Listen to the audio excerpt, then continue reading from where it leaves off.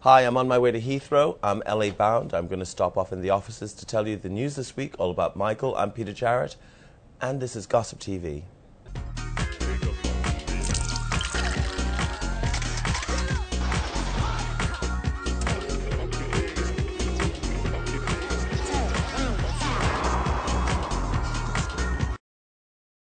America lost three national treasures at the end of June.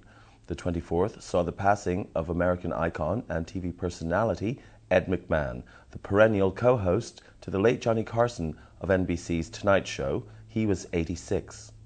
The 25th saw the end of Charlie's Angels' 70s blonde beauty Farrah Fawcett Majors. She was 62. Michael Jackson was 50 when he passed away on Thursday, the 25th of June, a day that will enter into the canon of dates that mark the passing of the world's great entertainment, royal and social icons.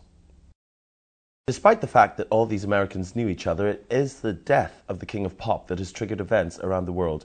Although it is commonly thought that Michael Jackson died of a heart attack, the obligatory details of heavy prescription drug use and alcohol abuse have come to light, obligatory inasmuch as there isn't a star on earth or in heaven that hasn't used or abused some chemical or other in their lives, which in fact makes them more like everyday people than we'd initially think. Michael Jackson's accomplishments are many and varied, from his Detroit start as a tiny frontman for the Jackson 5, climbing to fame with the aid of Berry Gordy and the already famous Diana Ross. The celebrated friendship of Ross and Jackson saw him through to his solo beginnings as a late teen, and his breakthrough album Off the Wall, which saw him becoming a Studio 54 favourite and friend of older mainstream stars of the day, from the late designer Halston to Liza Minnelli, Andy Warhol, and even more unusually, Liz Taylor, who remained a lifelong friend and was at his side at the very end, even rushing to the Los Angeles hospital on hearing of the star's plight. Among Michael Jackson's forays into entertainment was his appearance in the film version of The Wiz, alongside his friend again, Diana Ross. The Wiz, produced by Jeffrey Holder, who played Baron Samedi in the Bond film Live and Let Die, was an all-black adaptation of The Wizard of Oz that first debuted as a musical on Broadway before making it to the 70s silver screen. Michael Jackson played the part of the Scarecrow to Diana's Dorothy. Although Michael's film, The Wiz, bombed in the box office, it did nothing to deter Michael Jackson's explosion on the Universal stage with Thriller, the biggest selling album in musical history. Through Michael Jackson's single-minded determination, he introduced R&B, hip-hop and urban music to MTV, who at that stage was producing an American and European white rock-saturated format. Michael Jackson's fame continued to straddle the globe, winning him dedicated lifelong fans, despite his less popular albums and personal and legal battles.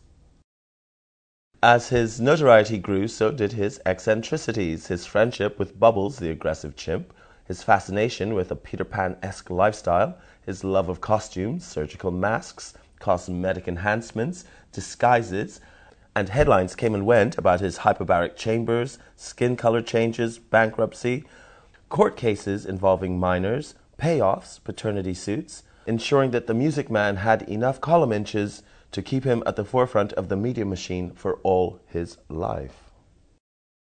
Michael Jackson was linked romantically and public relations-wise to Madonna and Brooke Shields before eventually marrying and divorcing Elvis's daughter, Marie Presley. Michael Jackson's beguiling famous faces were many, and had he lived, no doubt, he would have continued to alter the image of the man in the mirror. As he leaves, he has shot to the top of every music chart worldwide and has surpassed his own career highlights.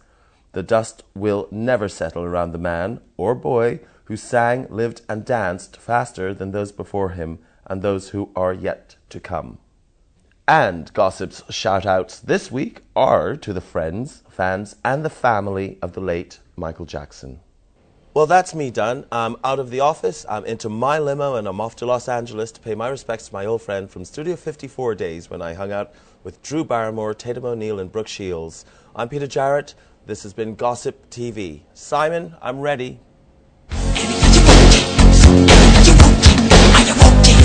You've been hit by, you've been struck by a smooth